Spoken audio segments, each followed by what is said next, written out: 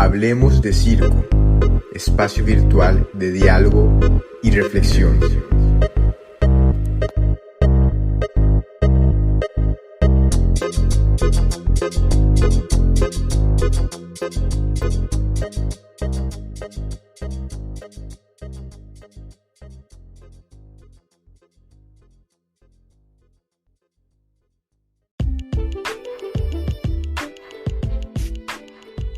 Sean bienvenidos a un nuevo capítulo de nuestro podcast, capítulo 6 de Hablemos de Circo. Bueno, en esta oportunidad nos acompaña Marco Coelho Bortoleto y Rodrigo Malet, y nuevamente está conmigo Roy Gómez, así que muy agradecido por la participación de cada uno. En este momento vamos a realizar una pequeña reseña de cada uno para poder presentar y para que los radioescuchas puedan saber con quién estamos. Bueno, Rodrigo Malet es acróbata, malabarista, payaso y actor con 20 años de experiencia, fundador y artista de la compañía Bravata y participó en la compañía Los Círculos de 2004 a 2019. Tiene máster y doctorado por la Universidad Estatal de Campinas, UNICAM, y desarrolla investigación en el área pedagógica del circo, formación de profesionales del circo, cuerpo, lenguaje y arte. Y también es coautor del libro Arte Circense en el ámbito escolar. Y Marco Antonio Coelho Bortoleto fue acróbata, malabarista y zanquero por muchos años. Trabajó como profesor en la acrobacia por 5 años en la Escuela Rogelio Rivel en Barcelona, y parte de su trabajo lo ha dedicado a la investigación científica del circo desde 1999 en España y 2006 en Brasil. Además también trabaja en la Universidad Estatal de Campinas y también ha participado en el grupo de investigación de circo Circus, y así también Proyecto CAR en Canadá, Francia, y otros miles de proyectos más que también voy a querer que nos pueda explicar más adelante. Así que gracias Rodrigo y Marcos por aceptar la invitación, y bueno, no sigo yo presentando, quiero que ustedes también puedan presentarse para que las personas que nos están escuchando puedan conocerlo de su boca. Rodrigo, si quieres comenzar. Está apuntando Marco, no Rodrigo. Hola. Hola. Estamos apuntando uno para otro, empieza otro. Bueno, Sí. Hola a todos, todas y todos. Bueno, yo soy Rodrigo, yo soy de Brasil. Hice maestría y doctorado en educación física, estudiando la pedagogía del circo, y el doctorado como estudiando la formación del profesional de circo en Brasil. Y ahora acabo de finalizar el postdoctorado estudiando la inserción de la tecnología y del científico en la formación de la Escuela de Circo de Montreal, formación profesional, y la Escuela de Circo Nacional de Brasil, de Río de Janeiro. Y bueno, yo soy artista, estuve trabajando como muchos años ahí con la compañía, hicimos como 8 o 9 espectáculos, desde calle hasta de sala.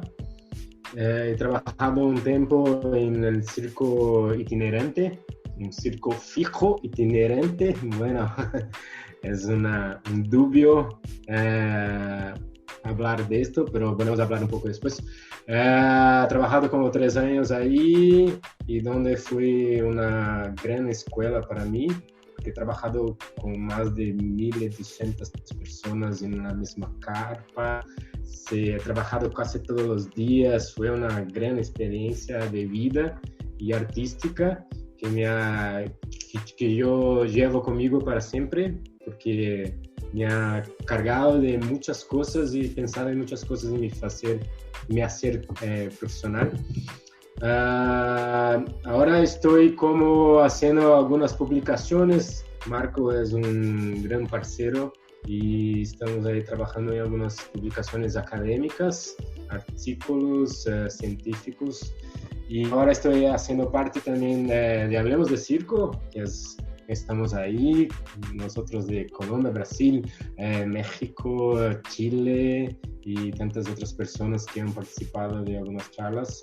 Y ahora también estoy participando de un grupo aquí de Brasil que se llama Movimento Circo Diverso, en portugués, Movimento Circo Diverso, y que intenta trabajar algunas de las cuestiones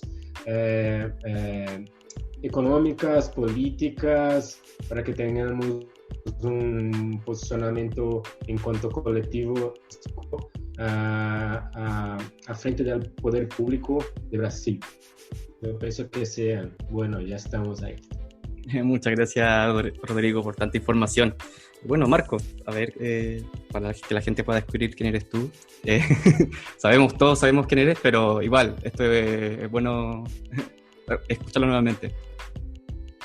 Bueno, muchachos, muchísimas gracias por la invitación, Víctor, Roy y todos los que están realizando este tipo de actividad. Realmente es un placer. Creo que has dicho lo importante.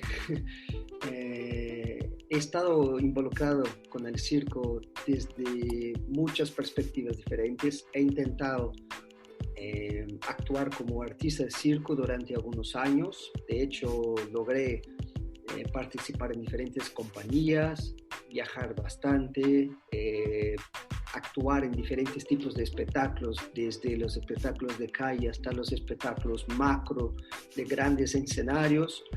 He tenido la oportunidad de cruzar el camino de muchísimos artistas y diferentes personajes del circo, lo que fue añadiendo conocimiento.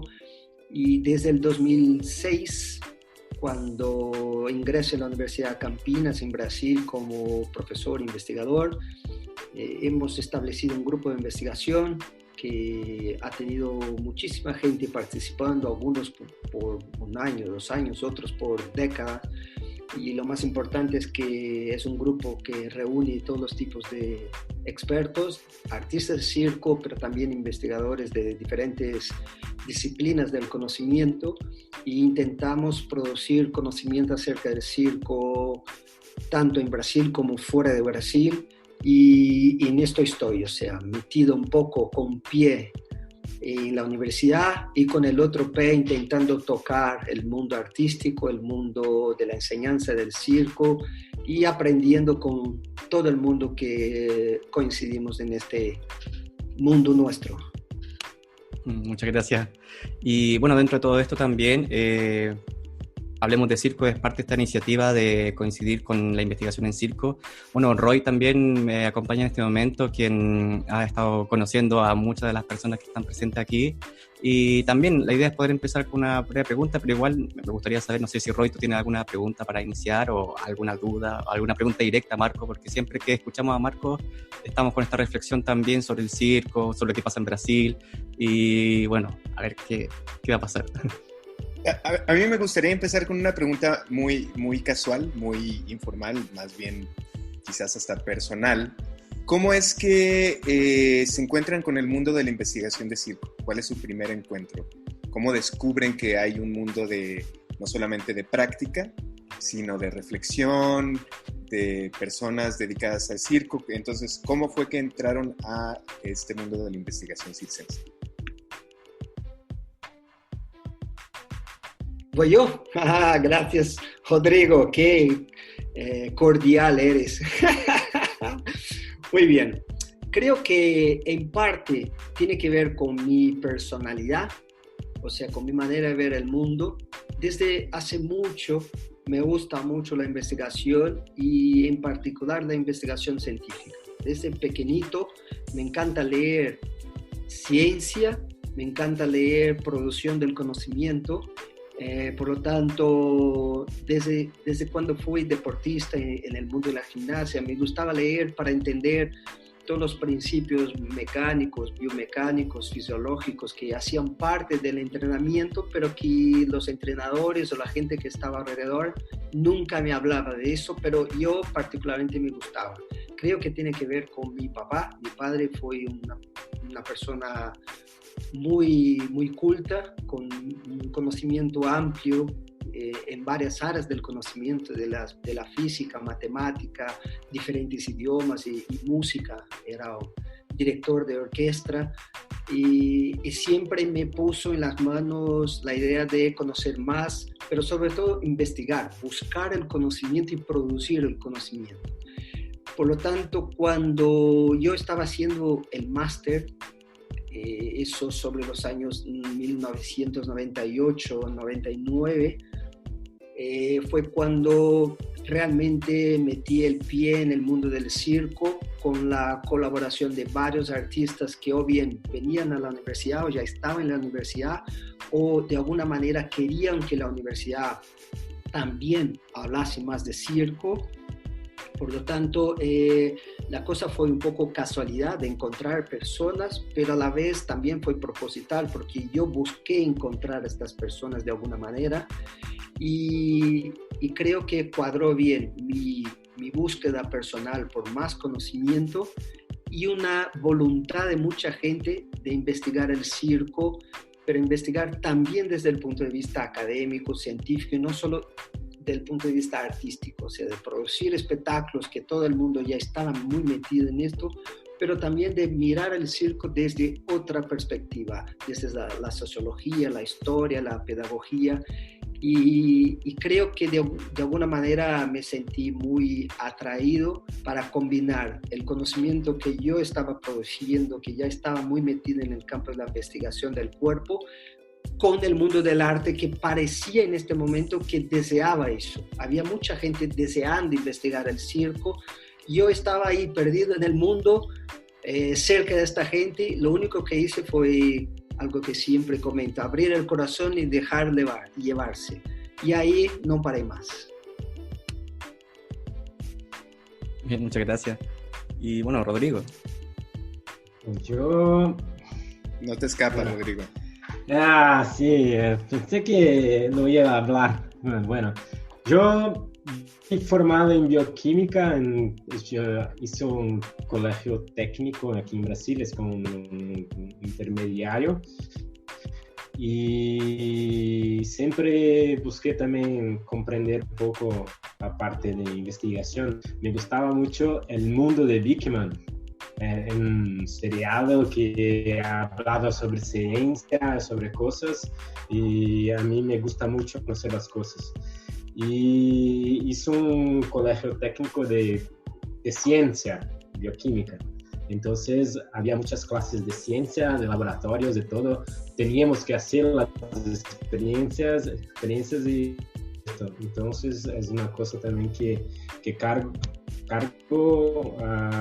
el trabajo científico de producir este conocimiento y de ver si cosas están correctas o no. Entonces, bueno, y cuando ingresé en la universidad, que en antes de 98, cuando Marco, y conocido Marco en esta época también, y en la Universidad de Campinas había algunos artistas de circo y me encantaba porque el acrobacia, el malabares, los zancos, y empecé a hacer circo en esta época y empecé a estudiar un poco la enseñanza de malabares. Conocí a algunos artistas, algunas cosas, algunos textos y me ha gustado mucho, y mi trabajo de fin de curso fue sobre circo y gimnasia.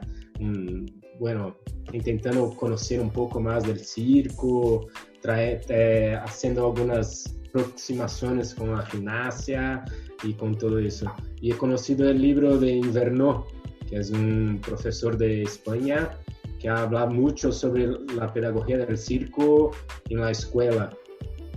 Y me ha encantado. Y en 2004 hicimos el primer seminario de 2005, creo. El primer seminario, y invitamos a Marco para ser una de las personas, y hizo una charla allí en la universidad, y fue muy encantador porque había mucha gente desde del teatro, del circo tradicional, itinerante, el Marco que tenía una experiencia en España, una otra experiencia que no de nosotros, y ahí empecé a estudiar con más afinco el circo, y en 2005 empecé el máster con otro profesor de la universidad, y Marco, ahí cuando ingresó en la universidad, hicimos un trabajo de cambios de conocimiento, hicimos un artículo. Entonces empezó como la Universidad de Campinas estaba muy abierta para nuevos conocimientos, y el circo estaba ahí con mucha gente, con artistas, estudiantes y personas que pasaban por ahí. y había un grupo de gimnasia, grupo gimnástico de la Unicamp, que en la ocasión era el profesor Jorge Pérez y Elizabeth Pauliello, y ellos eran muy abiertos para nuevas expresiones artísticas del cuerpo, y había mucha gente en el grupo que hacía circo, entonces empezó por ahí. Muchas gracias, Rodrigo. Igual es increíble entender un poco lo que está ocurriendo en Brasil actualmente con el circo. Yo puedo hablar desde mi ignorancia en un momento, porque cuando empecé a investigar sobre circo, que vengo de Chile y en Santiago había una información que me dirigió hacia Barcelona, donde estoy residiendo actualmente, y estando acá, siempre tenía a Brasil como tarea que tenía que hacer en el futuro de investigar, porque, bueno, típico de chileno de que solamente hablamos español de Chile y lo hacemos muy mal. Y leer material en portugués también era un desafío en ese momento, pero nos damos cuenta de que hay una hermandad tremenda de parte de ustedes también, que manejan muy bien el habla castellana, y dentro de eso me doy cuenta que Brasil es una potencia en el centro de la investigación, a diferencia en este caso, para hablar de Chile principalmente, de que se ha intentado hacer un grupo de investigación, pero siempre todo pasa a nivel de taller o a nivel de diplomatura o a nivel mucho más pequeño, y bueno, encontrar de que en Brasil está esto, igual me hace encontrar o preguntarme sobre la historia del circo en Brasil, porque yo sé muy poco sobre eso. Sabemos un poco cómo evolucionó a través del circo tradicional en Latinoamérica, pero igual si nos podían contar brevemente un poco para que las personas puedan entender cómo se instauró este circo, son muchos años, pero a nivel general también, y qué está pasando también con Brasil actualmente, y bueno, dentro de toda esta historia. Bueno, en primer lugar me gustaría reforzar un poco lo que dijo Rodrigo, que encontramos, y eso creo que es importante, encontramos en Unicamp, en una universidad, un contexto muy apropiado para el desarrollo del conocimiento. Es decir, habían personas que venían de áreas muy distintas, de la danza, del teatro o de la gimnasia, en fin, gente de todas las partes, de la música, etcétera, y que ahí se reunían con el afán de aprender e intercambiar. Y eso es muy importante para el contexto de la universidad. Cuanto más diversidad hay de personas, de disciplinas, de perspectivas, más lejos parece ser que vamos a lograr ir. Y Unicamp era un poco este escenario, este contexto. Y más las políticas internas de la universidad apuntaban o todavía apuntan hacia una idea muy abierta de lo que es ciencia y sobre todo un apoyo muy consistente para la investigación. Por lo tanto, todo lo que hemos propuesto, todo lo que hemos intentado, hemos tenido dificultad, obviamente, pero también hemos tenido bastante soporte desde la universidad y esto nos ayudó bastante. O sea, la universidad, más que recusar, todo lo contrario, empujaba nuestros proyectos hacia adelante y eso ayudó bastante a constituir el circo como objeto de estudio en la universidad, de definir un grupo de investigación y lograr que este grupo tuviera reconocimiento interno, pero claro, eso significó 15 años de trabajo, muchísima pelea junto a colegas de otras áreas del conocimiento y especialmente un esfuerzo de muchas personas por incorporar conocimientos de múltiples áreas, de la educación, de la sociología, de la historia, y cuando juntamos todo ganamos mucha fuerza académica. Y hablé eso porque su pregunta acerca de la historia, aunque nosotros no somos historiadores de formación, ni siquiera de estudio, no nos dedicamos a la historia del circo, pero en nuestro grupo sí que hay personas que llevan años, y en algunos casos, como el caso de la doctora Herminia Silva, toda una vida dedicada a la historia del circo. Y nosotros entendimos desde el principio que comprender la historia, estudiar esta historia era un paso importante, no solo para reconocer el circo que se hacía en Brasil y en otras partes, pero sobre todo para entender qué deberíamos hacer para construir o por lo menos contribuir en la construcción del circo de hoy y el de mañana. Y creo que en ese sentido fue muy positivo. Aprendimos mucho, incluso pudimos dialogar con todos los sujetos del circo en Brasil, desde los gestores del ministerio o de las comunidades autónomas de los estados, pero también con todos los profesionales de circo, desde las más pequeñas villas, gente que estaba haciendo circo desde hace mucho tiempo y que no era reconocido por la universidad. Hemos establecido un montón de relaciones y eso nos permitió capitalizar, aprender mucho del circo. Por lo tanto, lo que puedo decir de la historia es un poco en base a estos historiadores que nos ayudan en el grupo de investigación o que colaboran con nosotros y de lo que hemos aprendido de las personas, haciendo espectáculos como Rodrigo, circulando todo el territorio, pero también dialogando con gente mayor, investigadores, artistas, productores de espectáculos. Este diálogo, y en ese sentido creo que Brasil avanzó mucho por construir una comprensión del circo con base en escuchar todo el mundo.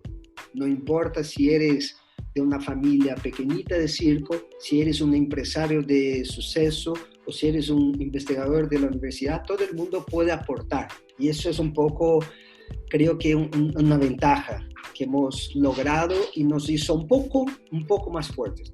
No todavía muy fuertes, pero un poco más fuertes. Y en ese sentido, el circo en Brasil está en circulación desde el principio del siglo XIX, 1830.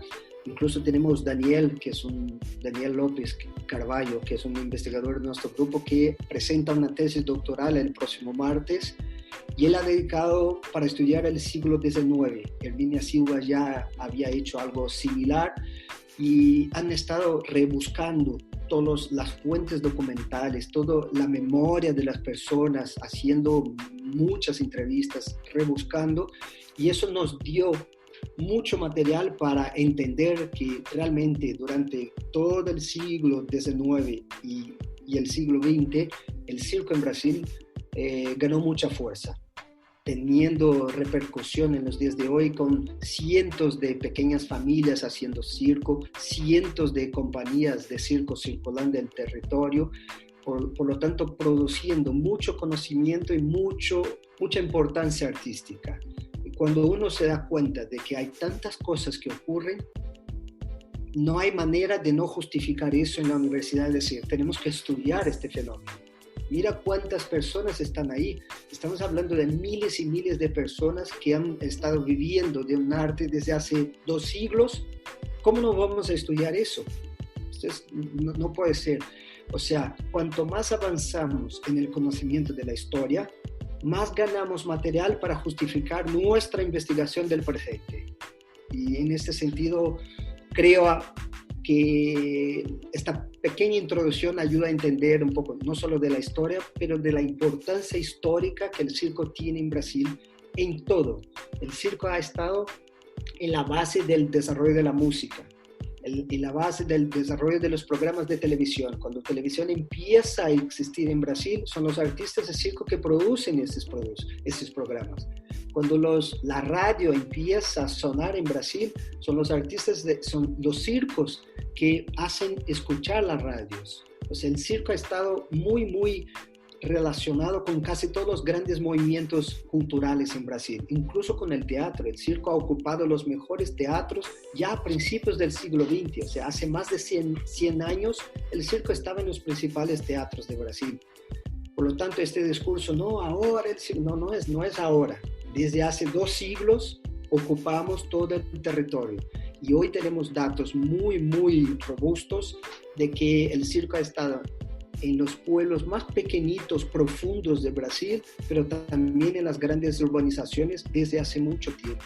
El circo ha ocupado la idea o el simbólico de las clases más populares, pero también de las clases más favorecidas. O sea, hay un tránsito del circo por todas las clases sociales, por todos los ámbitos territoriales, y eso es un patrimonio cultural increíble que necesariamente tenemos que estudiar y traer a la luz con más información, más calidad.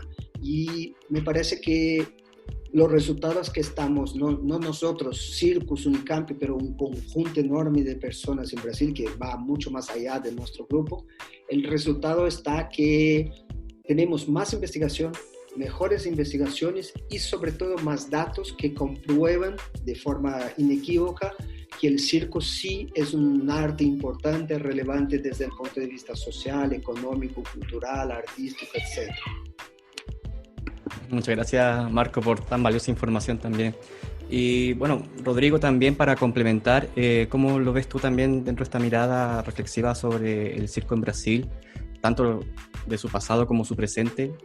Porque igual también abordamos mucho lo que es el circo de hoy, en este caso un circo contemporáneo o en vía hacia un futuro incierto con la pandemia, pero yo sé que tú has estado trabajando también en muchas mesas y foros sobre esto, o sea, si nos puedes también hacer una reflexión sobre tanto lo que fue parte del circo o lo que tú has visto, lo que tú has redescubierto dentro de todo esto. Bueno, después de Marco, me ha encantado esta introducción de circo en Brasil. Y es verdad, porque el circo estaba en todos los lugares, incluso en la escuela. El inicio del ciclo pasado. Incluso Daniel, que va a defender la tesis de doctorado el próximo lunes, creo, lunes. Sí. Y he estudiado esto, la interacción del circo con la escuela en principios del ciclo pasado y finales del ciclo anterior. Entonces, el circo está integrado con la sociedad brasileña muy, muy fuerte. Y yo estudio un poco más la historia actual, un poco más como las escuelas de circo que han empezado en la década de 70, incluso en Brasil. La primera escuela de circo en Brasil fue inaugurada en 1979 en São Paulo, y la Escuela Nacional de Circo en Brasil en 1982. Entonces tenemos como más de 30 años de escuelas de circo en Brasil, y que ha desarrollado muchos y muchas artistas desde el punto de clases de circo hasta el punto de personas que están estudiando el circo ahora. Entonces estamos pasando por un momento de personas que son de circo, nuevos artistas, nuevos sujetos históricos, que es me encanta esta palabra, porque vivimos de circo y estudiamos el circo en distintos espacios, sea las ciencias sociales, sea en la historia, sea en la educación física, en la pedagogía. Entonces hicimos parte y hacemos parte de esta construcción de algunos conocimientos y la transformación y el diálogo con otros conocimientos de personas que están ahí a mucho más tiempo que nosotros. Entonces, yo me encanta cuando Marco habla que nosotros somos muy abiertos en cuanto al grupo de investigación para todos los saberes, incluso de las personas que viven en el circo a mucho más tiempo que nosotros. Cuarta generación, octava generación. Yo hice clases con la séptima generación de circo. Entonces, también es encantador tener una profesora que ha vivido muchas cosas, ha vivido el mundo del circo en otros países y está en Brasil, en la ciudad de Campinas, y puede dar clases de circo. E incluso el hijo de ella, profesor de circo también. Entonces, estos entrecruzamientos de conocimientos me encanta y me hacen pensar el circo como el movimiento contemporáneo de construcción del conocimiento. Y ahora hago parte de algunos colectivos de distintos grupos que estamos intentando comprender lo que está pasando con la pandemia y todo, mas no solo con la pandemia, pero antes también, como el gobierno o como la estructura gubernamental puede dar soporte para esta arte, para desarrollar esta arte en cuanto conocimiento, en cuanto movimiento artístico. Entonces tenemos un gran grupo de personas intentando dialogar con el Estado, dialogar con las empresas privadas también, para que podamos crear más conocimiento, sea artístico, sea científico, sea académico. Entonces estamos en ese proceso también. Víctor, ¿me permite algunas cositas más? Sí, obvio que sí, lo tenía en mute. Gracias. No, es bueno porque uno va escuchando el otro y se va acordando. O sea, voy tomando notas y luego salen, perdón. Perfecto. Luego ¿no? cortáis. Si hablo mucho, podéis cortar y ya está. Mira, sí, es verdad lo que dijo Rodrigo. Creo que en ese sentido me gusta la lectura sociológica, antropológica que yo particularmente tengo del circo. O sea, distanciarse un poco es importante para entender o tener una visión macro, pero también acercarse bastante es importante para entender qué es lo que está pasando con cada persona, en cada grupo, en cada zona, que es muy diferente. En países como Brasil, que son enormes, las cosas son muy diferentes de una parte a otra, de un grupo social a otro. Por lo tanto, en nuestro grupo tenemos la costumbre de, hay estudios que son más amplios, otros que son más de caso, puntuales, para explicar cositas pequeñas en un colegio, en un grupo de artistas. Y eso es lo que notamos después de muchos años, por ejemplo, que Brasil hoy por hoy, y creo que no es una cuestión de Brasil, sino que es del mundo, hay cientos de festivales por todo el territorio. La gran mayoría son festivales de artes escénicas donde el circo está muy presente, pero también hay muchos que ya son exclusivamente de circo. ¿Qué significa eso? Hay un movimiento social que va mucho más allá de la voluntad de una persona o de otra, sino que es algo que ya está fluyendo de forma muy intensa. Hay encuentros de malabaristas, de trapecistas, de no sé qué, también por todas las partes. Y estamos estudiando, publicando, dando a conocer estos encuentros que son de grupos en una ciudad, de grupos en una plaza, pero esto está creciendo, se está efervescente, está burbuja por todas las partes, saltan por todas las partes. Grupos de personas que actúan y que están construyendo un espacio profesional para vivir de circo, hay cientos. De hecho, investigaciones recientes nuestras muestran, por ejemplo, cientos de payasos. Hay más de 100 formadores de payasos en Brasil en actividad, o sea, personas que están actuando cada día para formar otros artistas en parte del lenguaje que es el payaso, por ejemplo. Y tenemos ya nombre, apellido de cada uno, dónde están, qué están haciendo. Es una red increíble. Escuelas, tenemos Lua Barreto, también está haciendo su doctorado y está mapeando escuelas para entender dónde están, qué hacen, cómo lo hacen, qué estructura tienen, qué problemas tienen. Ya estamos casi en 200 escuelas y sabemos que hay muchas más.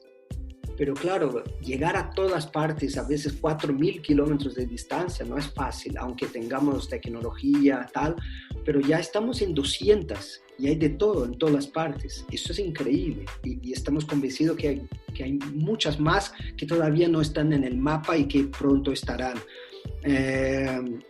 También con Rodrigo hemos estudiado un poco las convocatorias que hay para subvencionar artistas de circo. Desde el nivel federal para los estados, las municipalidades, incluso desde la iniciativa privada, empresas que también tienen sus convocatorias artísticas de espacio para el circo. Estamos hablando también de más de 100 convocatorias al año. Cuando reúnes toda esta información dices, a ver, aquí pasa algo grande. No es una cuestión más de 4 gatos que creen que el circo es o no es importante. No.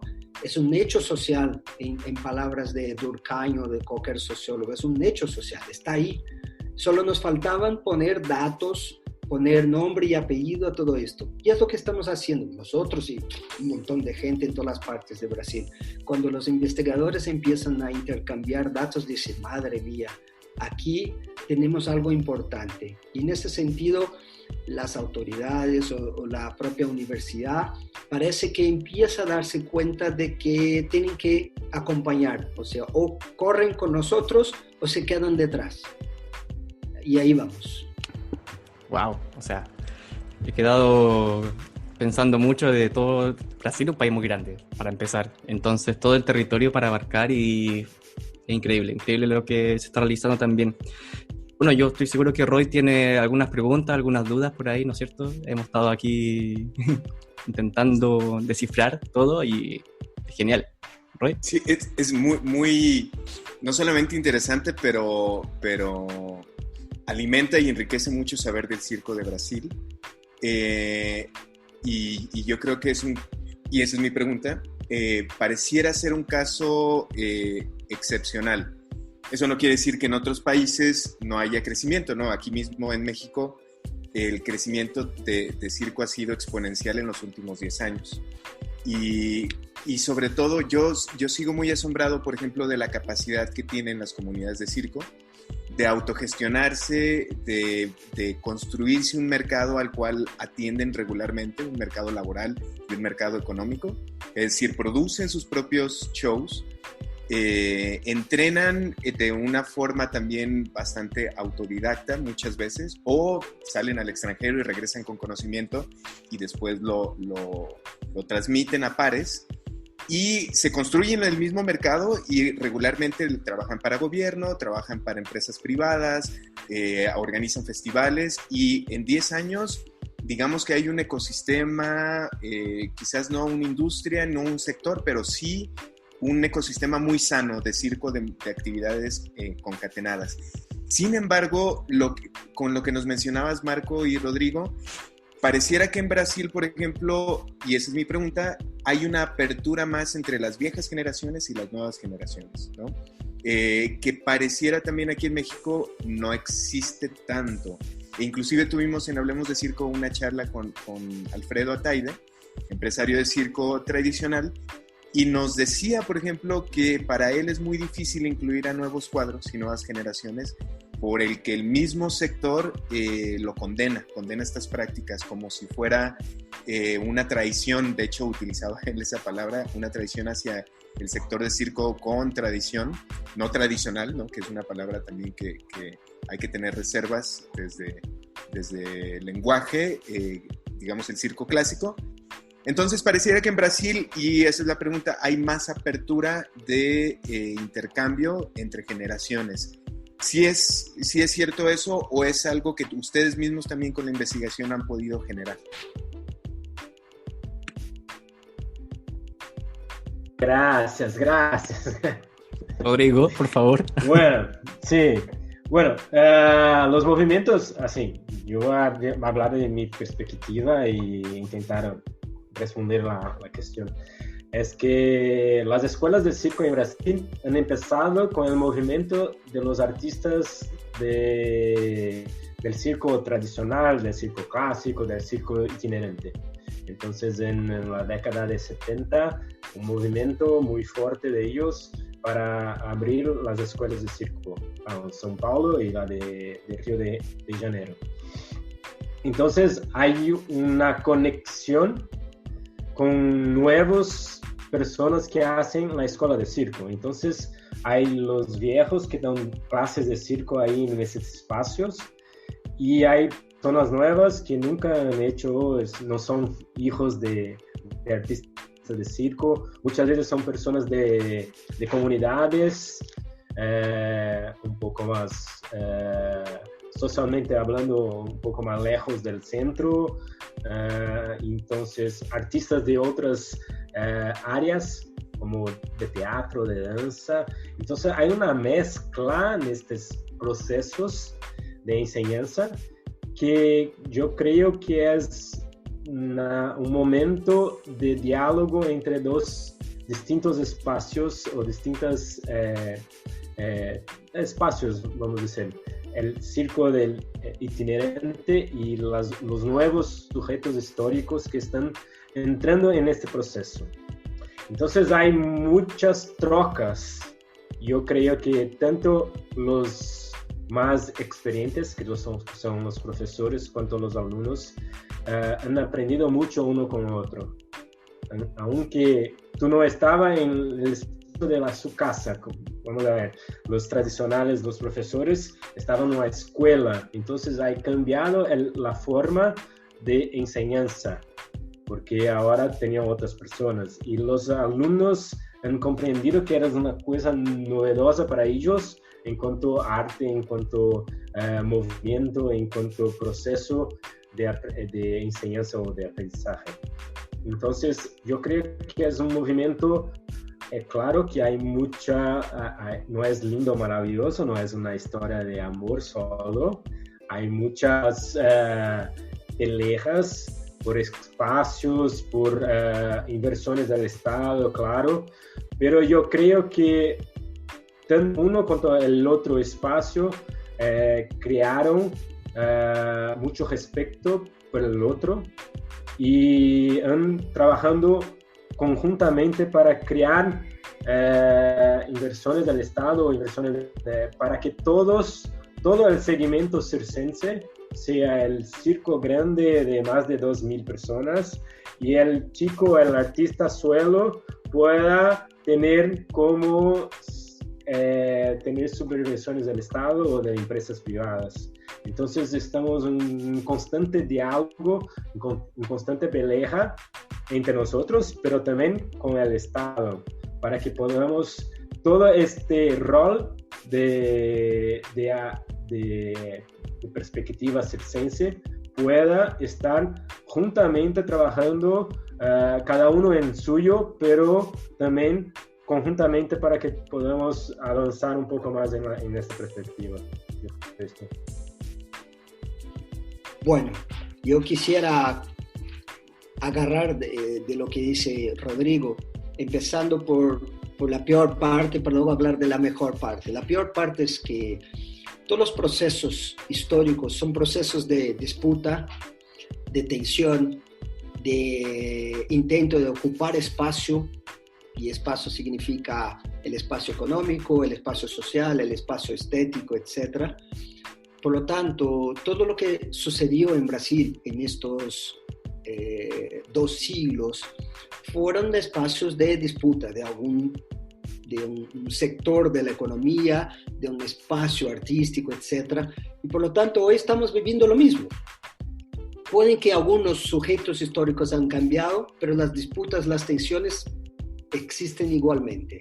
Por lo tanto, desde el punto de vista histórico, sociológico, antropológico, cuando uno mira la cultura y mira los hechos históricos, tiene que dilatar al máximo lo que está observando para entender cosas que no son posibles de entender si miras solo una década o 2 décadas. O sea, parece ser que ahora, por ejemplo, hay un conjunto de personas que no existían en el planeta, que ahora están peleando por una disputa para ser artistas o no, pero eso siempre ocurrió. Las familias importantes de circo desde hace siglos incorporaron personas que no tenían ni idea de circo, que por casualidad casaron con sus hijas o empezaron a vivir con ellos y de un día a otro pasaron a ocupar sus espacios en el escenario. Eso siempre sucedió, con más números o menos, pero siempre sucedió. Y más, grupos que venían de Europa o grupos que de Norteamérica bajaban a Sudamérica o que venían de Asia, de África. Nadie sabía si eran de familias de circo o no, pero entraban en el espectáculo y ahí se generaba la primera generación, la segunda generación y vaya, ya está hecho. Por lo tanto, me parece que lo que Roy mencionó, algunas percepciones, tanto de personas que están involucradas en el circo denominado clásico, tradicional, pero también de los que se autodenominan circo contemporáneo, son percepciones un poco limitadas y un poco envasadas en una visión estrecha de la historia y estrecha de la cultura. Cuando uno abre y dice, es verdad, Mira que los gimnastas, deportistas, estaban en espectáculos en el siglo XIX, salían de grupos militares, o sea, del entrenamiento militar y se incorporaban en espectáculos de circo como gimnastas, acrobatas. Bueno, también había caballeros que dejaban el servicio militar y se incorporaban y ahí casábanse con alguien y ya está, eran parte de la familia y así las cosas fueron. Hoy también hay deportistas que se incorporan, pero también hay gente del teatro que tenía una base en el teatro que, bueno, pasa a ser espectáculo de circo. En Francia, en los años 80, el Arcaos, el espectáculo que todos dicen que es un marco de ruptura entre un tipo de circo y otro, es un espectáculo hecho, por ejemplo, con muchos capoeiristas brasileños que no tenían ni idea de circo, sino que eran capoeiristas brasileños, que de una manera inteligente los directores artísticos buscan expertos de muchos lenguajes de todas las partes y construyen un espectáculo múltiplo de lenguajes, pero no inventaron nada, eran capoeiristas brasileños y ya está. O sea, y gente de la danza, y gente del teatro y todo esto.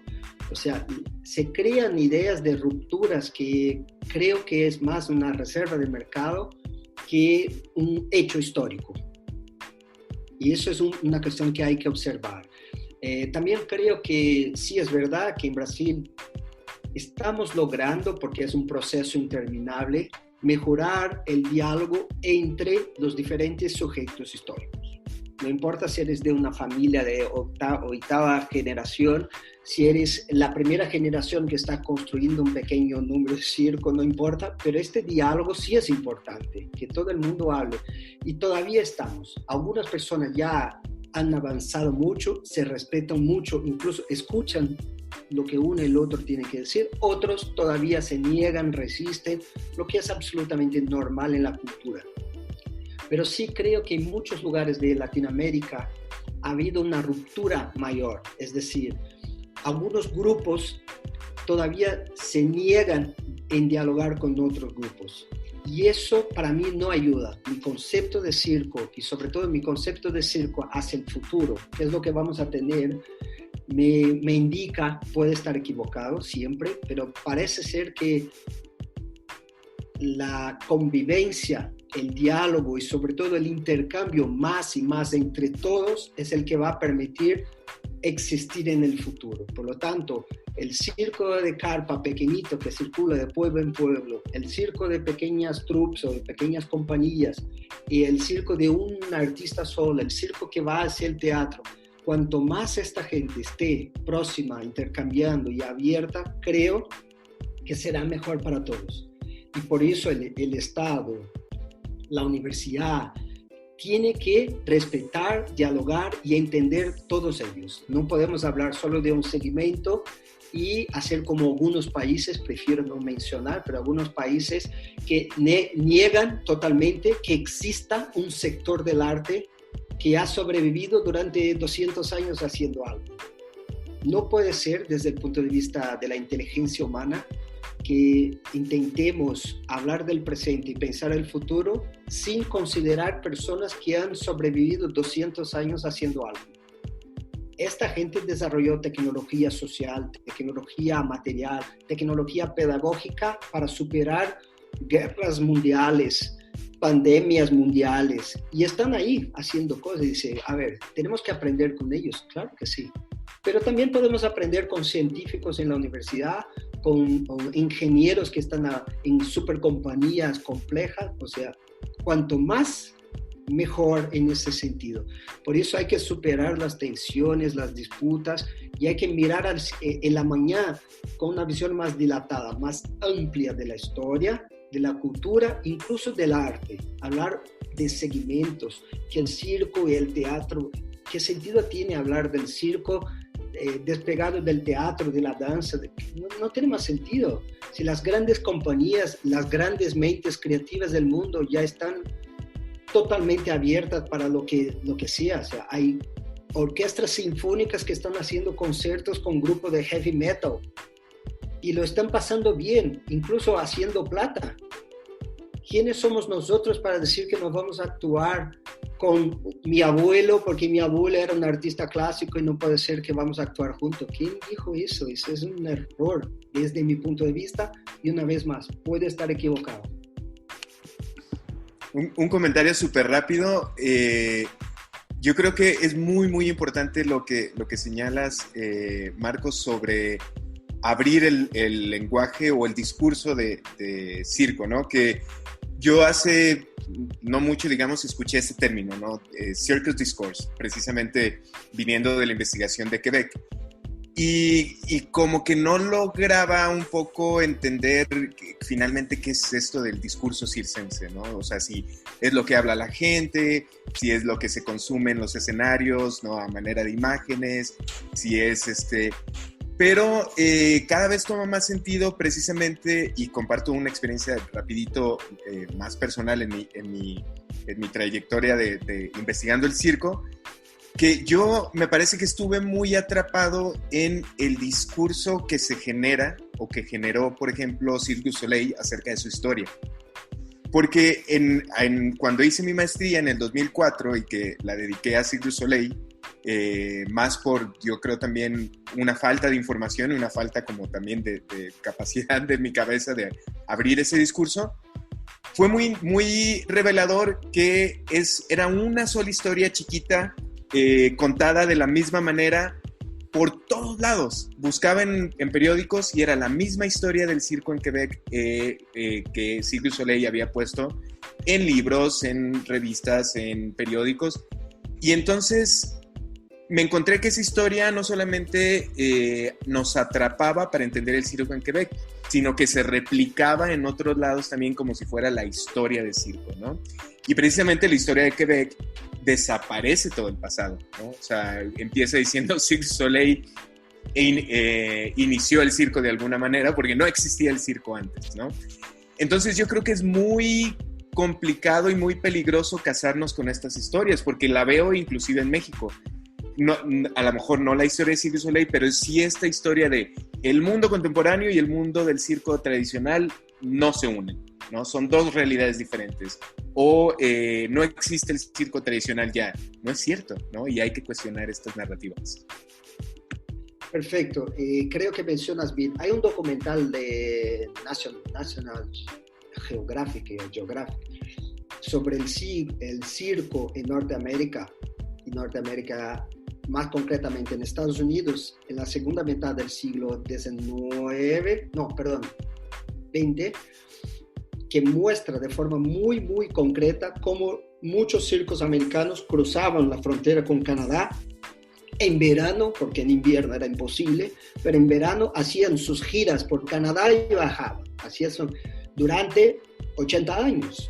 Es decir, el circo en Canadá dialoga también con Estados Unidos, el circo en México y Estados Unidos prácticamente es el mismo, ¿cómo se dice? Los circos circulaban de Estados Unidos, México, un poco de América Central y volvían, no sé qué. Es decir, el diálogo entre formatos, compañías, empresas siempre pasó. La gente de Quebec bebía de la fuente de Nueva York porque están cerca y viajaban. En Nueva York que también había de todos los tipos de espectáculos. O sea, ¿cómo puede ser que uno diga, creamos algo nuevo y lo inventamos desde la nada? Cualquier persona más o menos interesada dice, a ver, aquí creo que no es bien así. Por lo tanto, sí, la historia se cuenta como se quiere. Pero claro, nosotros siempre estamos buscando conocer un poco más de la historia, reconocer más de la historia, no para justificar cosas, sino para entender que ha habido cosas en el pasado que intentaron que no fueran conocidas y que estas cosas del pasado nos enseñan muchas cosas. Incluso, por ejemplo, ¿qué es lo que desapareció en este proceso? ¿Qué tecnologías de enseñanza, qué tecnologías de aparatos, qué conocimientos no lograron pasar de una generación a otra y hoy nosotros intentamos reinventar? Y a veces cuando damos 4 pasos atrás, mira, encontré una información que me soluciona un problema de ahora, por ejemplo. Y hay miles de cosas como esta. Por lo tanto, así como los paleontólogos a veces con encontrar una cosa de 4.000 años, logran explicar mejor lo que estamos viviendo hoy en términos de petróleo, en términos de algo que tiene debajo de la tierra. Nosotros cuando encontramos más historia, más datos sobre el pasado, comprendemos mejor por qué el Cirque du Soleil se constituyó tan fuerte, por qué el gobierno les ayudó, por qué hubo tanta inversión simbólica en el circo para defender este circo como un patrimonio nacional, etcétera, etcétera. Eso tiene sentido, o sea, Canadá tiene que defender, porque si no lo hace de esta manera no va a tener nada, o sea, es un país muy duro, con un invierno muy duro.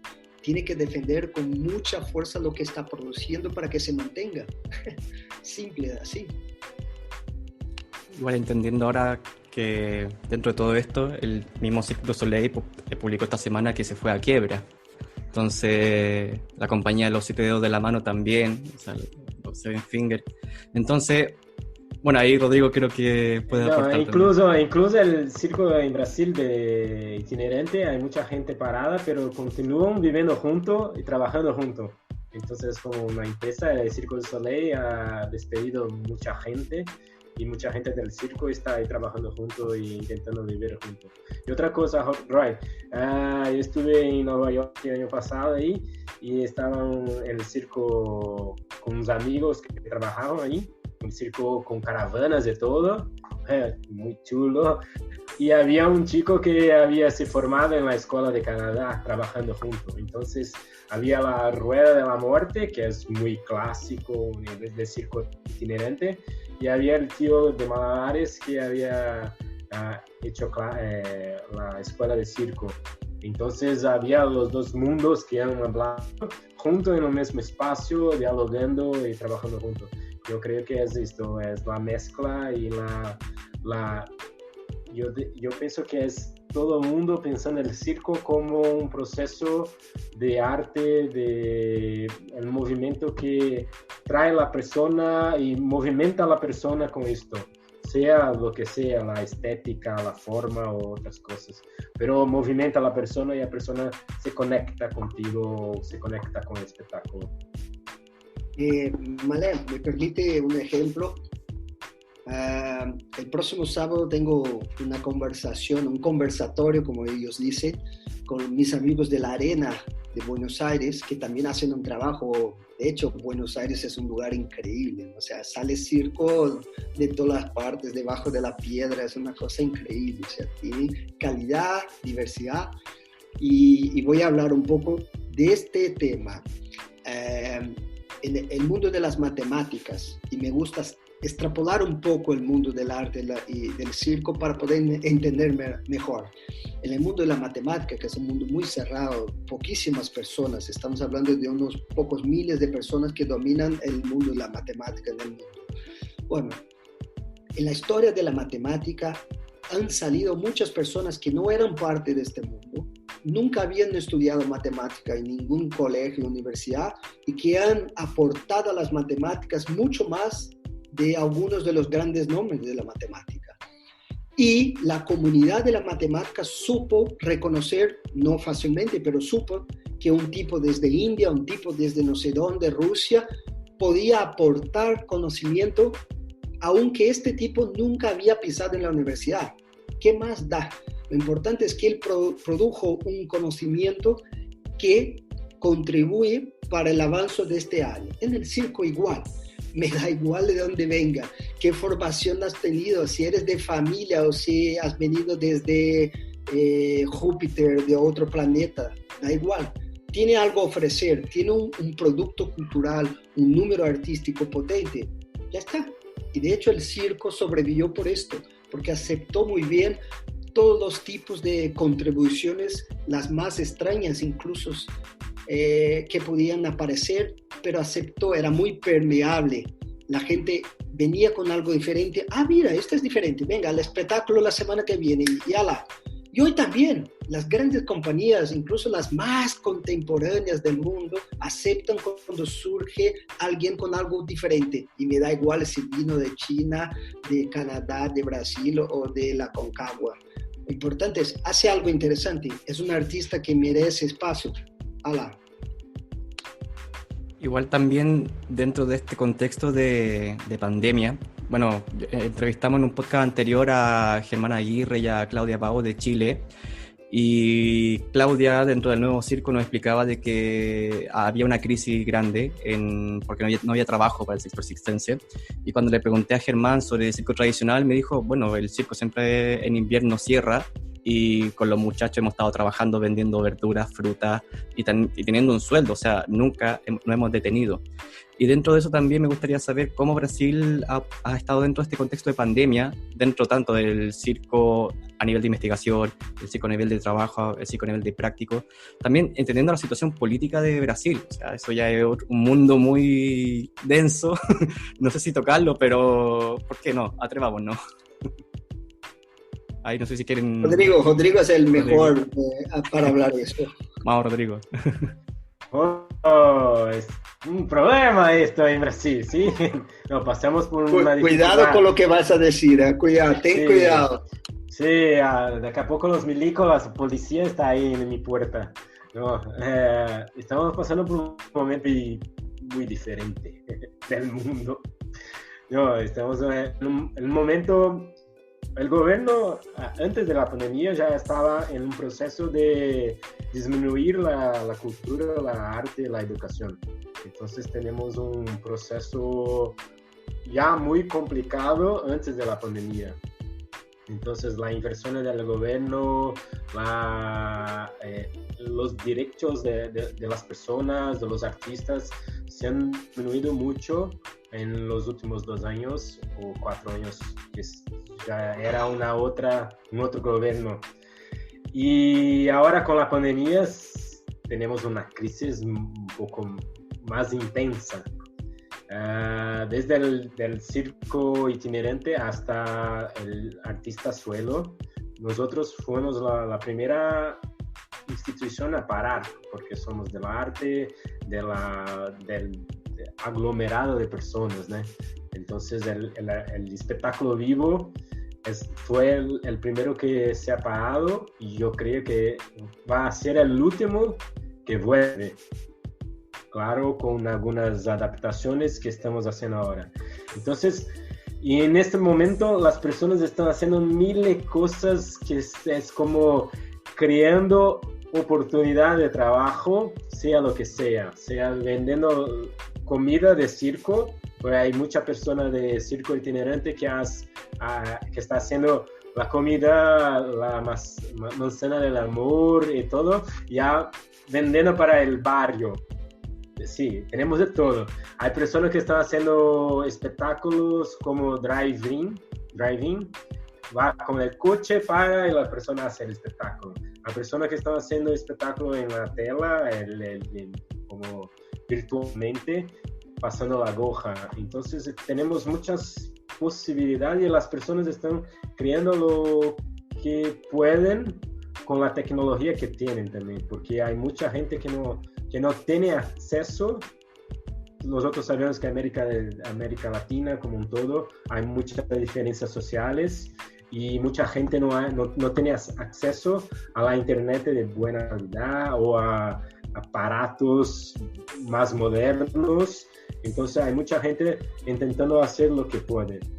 Y juntamente con esto hay mucha gente de los movimientos sociales y de los movimientos de artistas que creamos una red de soporte para los artistas que están en una situación más precaria o en situaciones peores que los otros. Entonces tenemos algunas inversiones del Estado, pero también de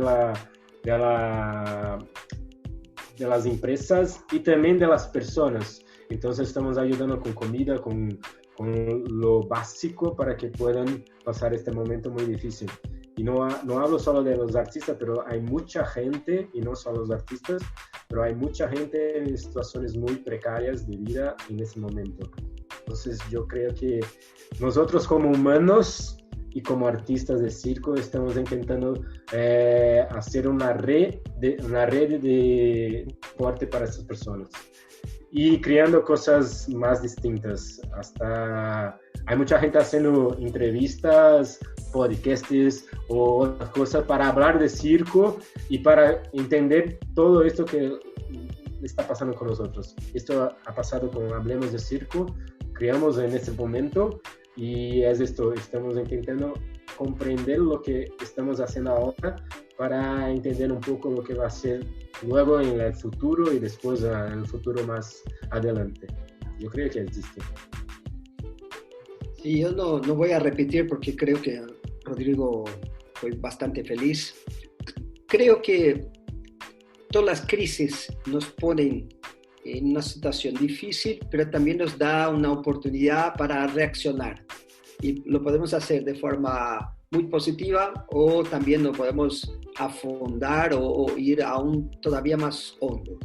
Creo que lo que estamos observando es que pasamos por un momento de dudas, de impacto, un poco de incertidumbre. ¿Qué hacemos? ¿Por qué lo estamos así? O sea, la gente se puso un poco atontada durante algún tiempo, pero ya estamos viviendo un momento de reaccionar y las reacciones han sido muy interesantes. Creo que cuando hablamos de creatividad, de innovación, han salido muchísimas ideas creativas y muchas acciones muy innovativas. Por lo tanto, hablar de creatividad e innovación no es un concepto teórico, sino que es una realidad y la gente lo está haciendo. Y esto es muy interesante. Y me refiero a todo el mundo. Desde un grupo pequeñito de un pueblo muy pequeño que se está movilizando y haciendo un festival gigantesco como es el que vamos a participar pronto yo y Rodrigo en el norte de Brasil, hasta familias de circo muy pequeñas de tradición que han abierto sus carpas para la gente entrar con sus autos y ver el espectáculo desde dentro de sus autos, como los drive-ins de cinema, pero espectáculos de circo. O sea, las ideas son múltiples, algunas funcionan más, otras menos, pero lo importante es que la gente está reaccionando. Y creo que en este sentido Rodrigo tiene mucha razón, que estamos o logramos de una manera o de otra reforzar un sentido de comunidad, de uno ver el problema del otro, intentar ayudar. Pasó con el circo en Salvador de Bahía, con la Escuela Piccolino, que vino una tormenta, él les destrozó la carpa y ganaron una carpa de un proyecto social de circo, que no tiene nada que ver, pero les dio una carpa. Está pasando con grupos de artistas contemporáneos, o sea, compañías que viven en la ciudad, que se están organizando, juntando comida, cosas básicas y repartiendo para artistas de familia tradicional o cualquiera. Por lo tanto, ha habido tránsito entre estos distintos sujetos que refuerza una idea de comunidad o mejor, una idea de colectivo. Los artistas en general, los circenses en general, o actúan juntos o mueren juntos. Esa es una cuestión básica. Y me gustaría terminar diciendo algo que tiene que ver con la investigación, con lo que nosotros más hacemos. También hacemos espectáculos, hacemos otras cosas, pero lo que más hacemos es investigación. Y en este sentido, no hay duda que la pandemia también nos afectó y mucho. Tenemos gente que está en el medio del proceso de recogida de datos o que tenían entrevistas para hacer o visitas para observar diferentes realidades sociales y no pueden hacerlo. Yo tengo varios investigadores de mi grupo, muchos bajo mi supervisión, que están buscando ahora soluciones. ¿Cómo voy a entrevistar a estas personas? ¿Qué voy a hacer? Tenemos investigaciones en colegios, pero están todos parados desde el punto de vista físico y ahora estamos buscando qué hacemos con esta gente, cómo cambiamos el cronograma de actividades. O sea, la investigación cambió drásticamente. El dinero para la investigación ha bajado mucho, becas y presupuesto. ¿Por qué? Porque el gobierno está intentando sobrevivir usando el poco que hay de dinero para hospitales y lo que sea. Nuestra universidad tiene un hospital inmenso que está consumiendo casi todo el dinero de la universidad.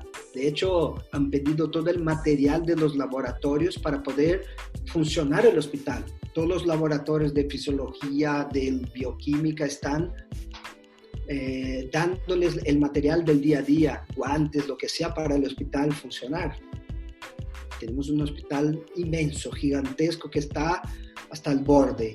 Por lo tanto, creo que la emergencia creó diferentes formas, que la ciencia realmente está muy, muy tocada, que vamos a tardar años para volver a la normalidad, y de hecho ni siquiera sabemos si vamos a volver a la normalidad, pero sí es verdad que muchos investigadores como nosotros hemos estado muy, muy afectados y estamos buscando soluciones, revisando nuestros trabajos de investigación para no parar, pero a la vez buscar soluciones, y algunas de ellas que tienen que ver con esperar condiciones para volver a investigar. Y no cabe duda que en nuestro país, y parece ser que no solo en nuestro país, pero en muchos, todo el presupuesto, la energía política y la voluntad política de la sociedad hacia la educación, la cultura, el arte y la ciencia viene poco a poco disminuyendo en las últimas décadas, y ahora cuando hay crisis se nota más. Todos los países tienen en estas 3 o 4 áreas, cultura, arte, ciencia, educación, las áreas más afectadas. Son las que están más sufriendo porque ya estaban, como dijo Rodrigo, muy, muy en segundo o tercer plano. O sea, ahora solo se manifiesta lo que ya sabemos. O sea, cuanto más pobreza, ahora se manifiestan más problemas. Cuanto más diferencia social en la pandemia, más problemas vamos a tener. Cuanto más falta de recursos, más problemas vamos a tener. Por eso creo que la pandemia resaltó lo peor que tenemos y lo mejor que tenemos. Qué bien, yo creo que con esa última frase nos podemos también quedar por el tema de mucha gente que no sabe qué hacer con el tema de la crisis, con la pandemia, los artistas de circo, los trabajadores que están dentro de esto, en sus casas en este momento. Bueno, ahora estamos pasando ya a la parte final.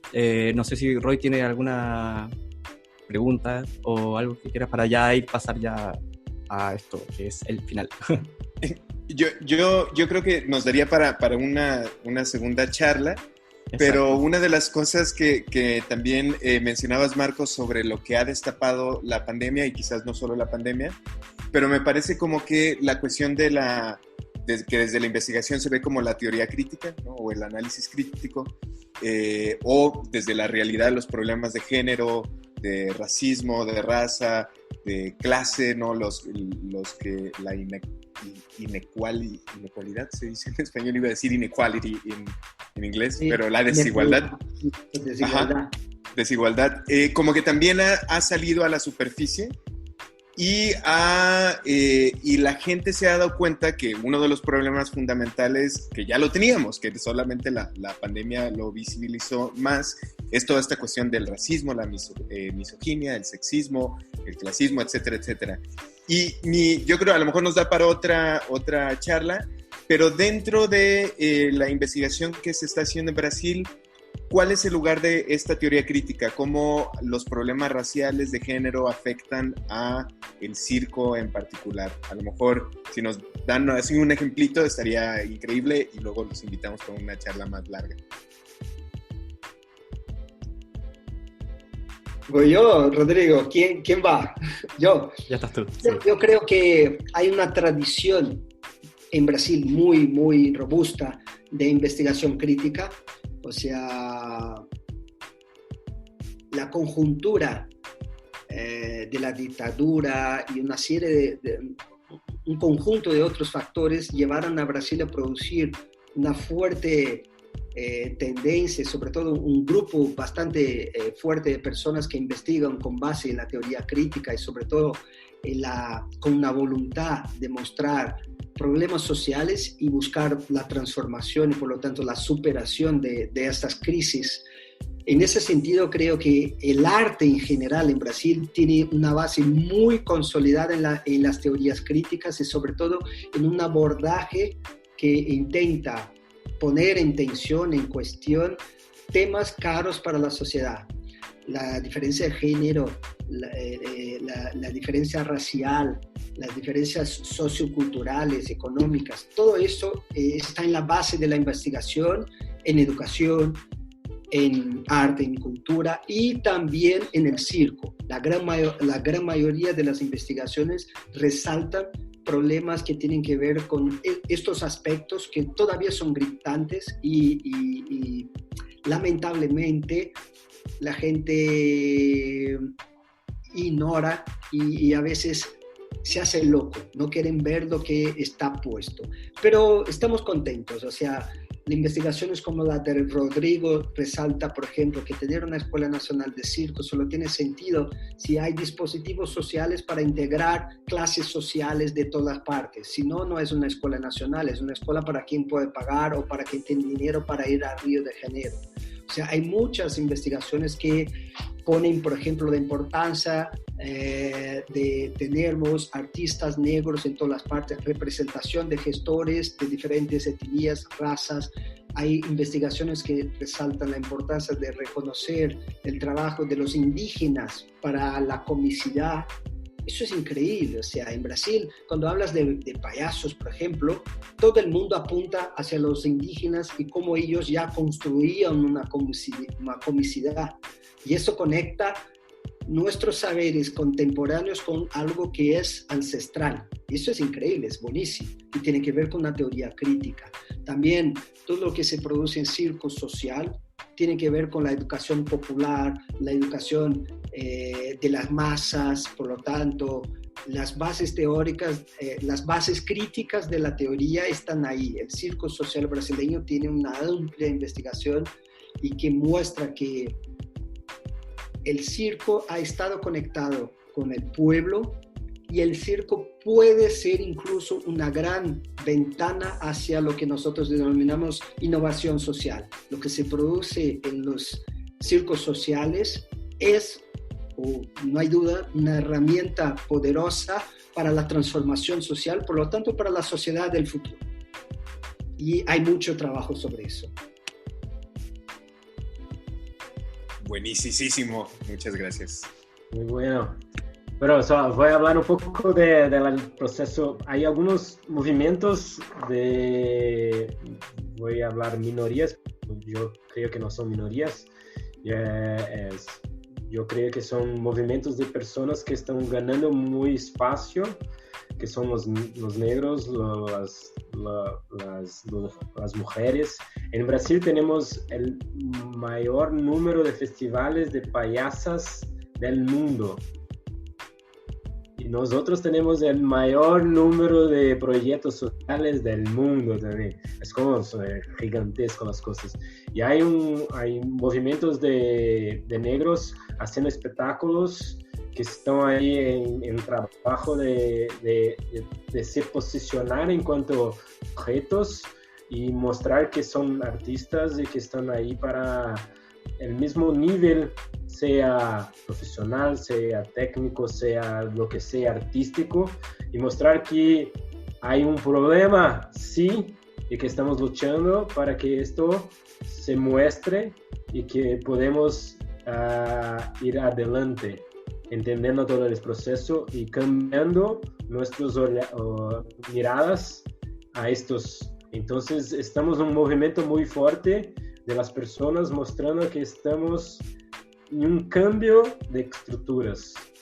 Yo sé que es muy difícil para es un trabajo de años y años, pero estamos mostrando que esto es verdad y que hay mucha gente trabajando para que tenemos un poco más de igualdad o equidad con todos los niveles sociales, las razas, los credos, y entonces estamos en un movimiento muy fuerte. Y ahora estoy haciendo parte del movimiento Circo Diverso, que es esto, dando voz para las personas que aún no tienen voz en el circo. Muchas gracias, Marco y Rodrigo, por tan valiosa información también y por todo el trabajo que están realizando. Yo creo que podríamos estar fácilmente 3 horas conversando acá, pero yo sé que las personas que nos van a escuchar de 20 minutos en 20 minutos, así que yo creo que tenemos merecido una segunda parte con todo esto, porque hay que hablar de diferentes tipos de circo, lo contemporáneo. A mí me interesaría escucharlos también sobre la dramaturgia, porque a mí el tema que yo he escuchado y nunca me puede llegar a debatir ese tema, siempre llegamos hasta acá y quedamos con ganas de más. Así que muchas gracias, Rodrigo, Marco, Roy, por esta oportunidad. Estamos llegando ya al final de Hablemos de Circo, el podcast. Y bueno, los dejo invitados también a las charlas que estamos realizando los lunes, donde tenemos invitados especiales para tener diferentes ciclos de conversación.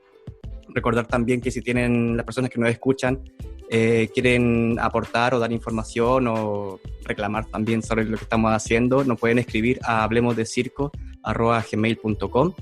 Y no sé si Circus o dentro del proyecto de investigación, Marcos, ¿quiere dar alguna información? Rodrigo, Roy también en México, ¿alguna información en especial?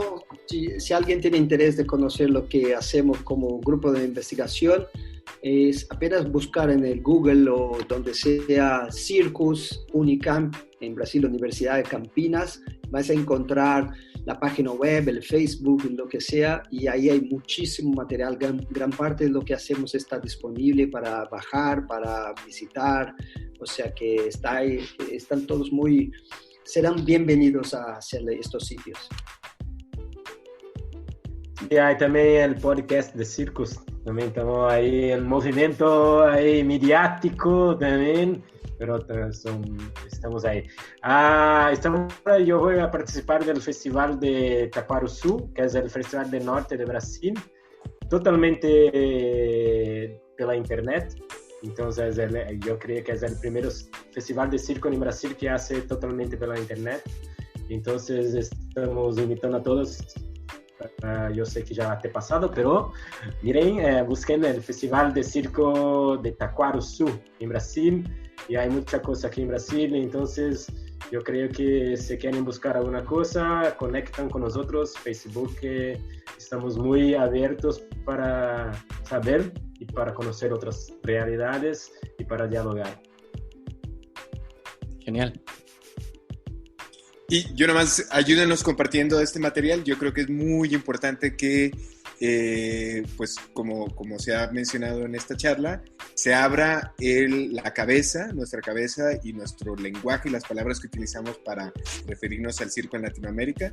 Y me parece que este conocernos y esta información es muy importante. Entonces, ayúdenos, compartan en sus redes sociales no solamente este podcast, sino también el podcast que nos mencionó Rodrigo, el podcast que están haciendo en Colombia, por ejemplo, Mateo. Es decir, compartamos y mantengamos el diálogo. Sí, una gran familia de la investigación en circo en Latinoamérica. Así que eso es, sí, señor. Sí, muchas gracias a todos y bueno, nos vemos en una próxima oportunidad. Gracias, Víctor. Hasta luego. Chao. Gracias, Víctor. Abrazo.